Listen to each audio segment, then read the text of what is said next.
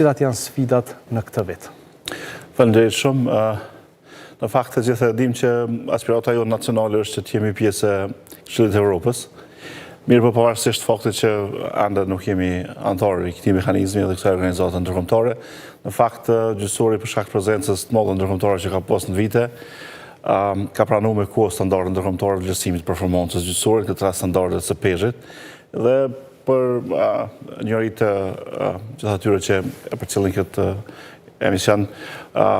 efikasiteti motet me një parametër thjesht, sa është numri i lëndëve që pranojnë gjykata brenda viti dhe sa është numri i lëndëve që përfundojnë gjykata brenda viti. Prandaj në këtë kontekst, mendoj që viti 2025 është viti më i suksesshëm i historisë së gjyqësorit, për shkak se shkalla e efikasitetit për herë të parë është mbi 100%, pra kemi pranuar pravarësisht 102.000 lëndë, çështje që trajtohen në merit dhe kemi përfunduar pravarësisht 124.000, 125.000 lëndë, që është 121% shkalla e efikasitetit brenda vitit 2025, dhe që në fakt është hera e parë që në tërësinë e tij gjyqësori ka marrë këtë rezultat, duke i dhënë njëkohësisht një adresim serioz edhe backlogut ose lëndëve të grumbulluara në vite, sepse kjo në mënyrë automatike ne kupton që numri i lëndëve është duke u zvogëluar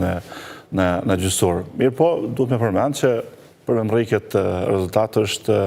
bënë një punë një arzakonshme në radhë pare individuale së të cilit gjyqtar në Republikën e Kosovës, e së të cilit zyrtar të administratës, por edhe menaxhmentëve të gjykatave, pa përjashtu këtu edhe konceptet planifikuese strategjike që kanë njekë KXK-ja. Pra, realisht për emërritje ky rezultat dhe ky koncept ne shpresojmë që të jetë i qëndrueshëm, është punuar për 5 vite në mënyrë intensive, sepse nëse edhe në fakt e kemi krahasuar me vitin 2020, që në shifra nuk ka qenë vetë që ka pranuar shumë lëndë për shkak të pandemisë, shkalla e efikasitetit në atë vit në nivel të përgjithshëm ka qenë dikun 60%, ndërkohë që në 2025 e kemi 121%, që është një rezultat i jashtëzakonshëm besoj. Cilat kanë qenë sfidat e gjyqësorit gjatë periudhës 5 vjeçare në procesin e reformës në përgjithësi, përfshirë edhe këto ligjet e reja, pra edhe ligjin për gjykatën administrative? Po besoj që ndoshta është koha me thonë që sfida kryesore ka qenë me nal vettingun. Me nal vettingun? Po, besoj që kjo ka qenë sfida kryesore me nal në modelin çfarë është menduar në fillim, dhe në fakt besoj që ja kemi arrit për shkak se duke qenë aktorë serioz në këtë proces, ne përveç që kemi mri me demonstruar nivel të lartë të mbrojtjes pavarësisë gjyqësore dhe të konceptit mbi frymën konstitucione që organizoi gjyqësori jonë, në fakt kemi mri që në një farë forme me realizu vetë vettingun e brendshëm, për shkak se siç është e njohur ne kemi rekrutuar 200 gjyqtarë brenda 5 viteve, që në fakt është pothuajse një e dyta e tërësisë së gjyqësorit me sistem jashtëzakonisht transparent, profesional dhe objektiv të meritës në përzgjedhje. Prandaj mendoj që kjo është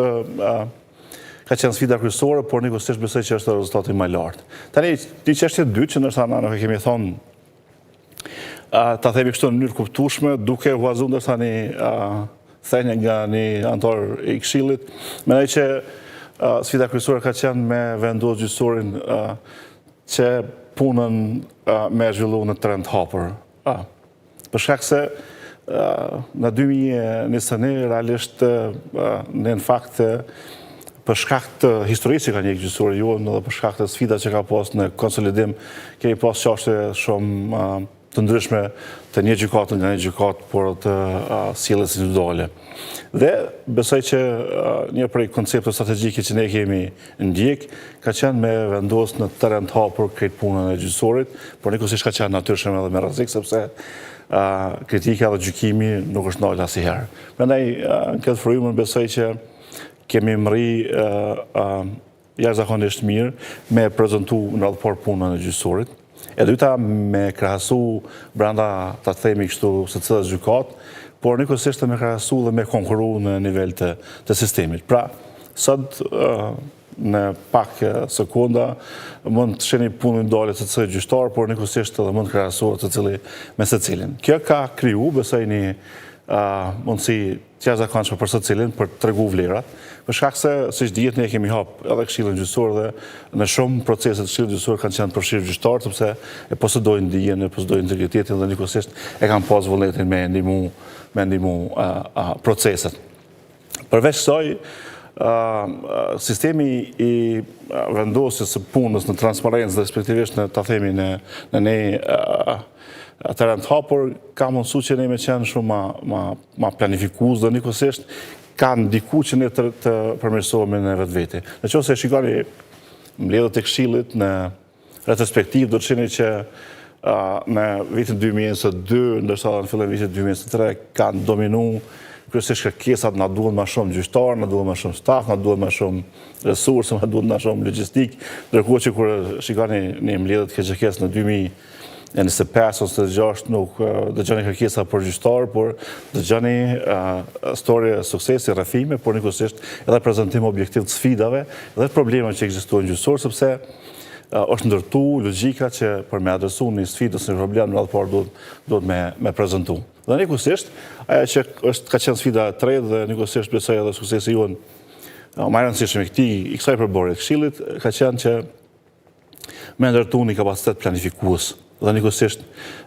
të monitorueshëm nga vetë gjyqësori. Dhe besoj që kemi kalu testin në 2025, siç dihet për shkak të tërheqjes organizatave të Shtetit Bashkuar të Amerikës, qoftë Aenelit, Top Datit ose USAID-it, por edhe për shkak të mosave që ka pas Bashkimi Evropian, në fakt ne nuk kemi pas prezencë ndërkombëtare si shtetin gjyqësor. Mirë, po të gjitha aktivitetet ose pjesë ndërmuese, ndoshta me qenë krejtësisht korrekt, ne kemi mërri që ti mbulojmë vetë. Pra edhe në kuptimin e planifikimit strategjik, edhe të monitorimit, por njëkohësisht edhe të, si me thënë, orientimit që duhet ndjek gjyqësori, për shkak se kemi eliminu në mos konsiderueshme ato pikpamjet, ta themi, lokale,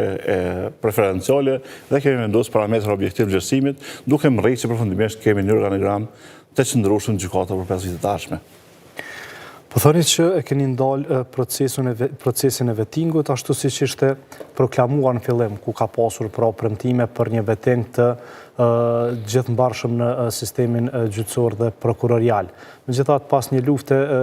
të vazhdueshme, është arritur edhe një kompromis, të themi ashtu që të ketë një lloj të vetingut që i përfshin nivelin menaxherial. Ju e dhatë një statistikë që 1/2 e gjyqtarëve që janë aktualisht në sistem kanë kaluar përmes një procesi të vetingut, duke përfshi këtu procesin e rekrutimit. Megjithatë, për këtë pjesën tjetër ka kritika dhe ka pasur vazhdimisht kritika se ka probleme me integritetin e gjykatësve. Ndoshta një pjesë flet shumë se ka korrupsion në gjyqësor, ndërsa pjesa më e madhe dhe kritika më e madhe vjen për pjesën e asaj që është kualitet i drejtësisë që jepet nga këta gjyqtarë. Po që se do të hynin në veting këta, besoni që do të mund të kalonin?